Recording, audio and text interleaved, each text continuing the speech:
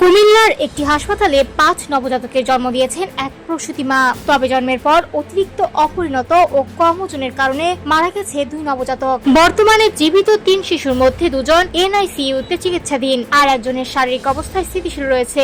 ঘটনাটি ঘটেছে কুমিল্লার ঝাউতলা এলাকার মক্কা হসপিটাল পিএলসিতে শুক্রবার ৭ আগস্ট সকাল 10:30টার দিকে। চাঁদপুরের শাহরাস্তি উপজেলার সুচিপাড়া এলাকার বাসিন্দা জান্নাতুল নাইমা একসঙ্গে ৫ সন্তানের জন্ম দেন। তার স্বামী তারেক বর্তমানে প্রবাসে কর্মরত। হাসপাতাল সূত্রে জানা গেছে, গর্ভধারণের ৭ মাস পূর্ণ হওয়ার আগে জান্নাতুল নাইমার প্রসব বেদনা শুরু হয়। পরিস্থিতি গুরুতর হওয়ায় দ্রুত তাকে হাসপাতালে ভর্তি করা হয়। পরে চিকিৎসকদের নিবিড় তত্ত্বাবধানে প্রসব সম্পন্ন হলে জন্ম নেয় ৫ নবজাতক, ২ ছেলে ও ৩ মেয়ে। তবে জন্মের পর থেকেই তাদের অবস্থা ছিল অত্যন্ত ঝুঁকিপূর্ণ।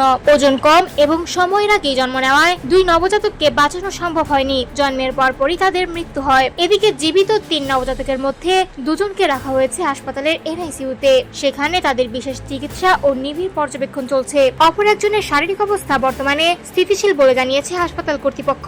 মা জান্নাতুল নাইমও চিকিৎসকদের পর্যবেক্ষণে রয়েছেন এবং তার অবস্থাও স্থিতিশীল। পুরো প্রসব প্রক্রিয়াটি গাইনি বিশেষজ্ঞ অধ্যাপক ডক্টর সরতাজ বেগমের তত্ত্বাবধানে সম্পন্ন হয়। তিনি জানান, ৭ মাস পূর্ণ হওয়ার আগেই একসঙ্গে ৫ সন্তানের জন্ম হওয়ায় এটি ছিল অত্যন্ত উচ্চ ঝুঁকির প্রসব। নবজাতকদের ওজন কম হওয়ায় তাদের বিশেষ চিকিৎসার প্রয়োজন হচ্ছে।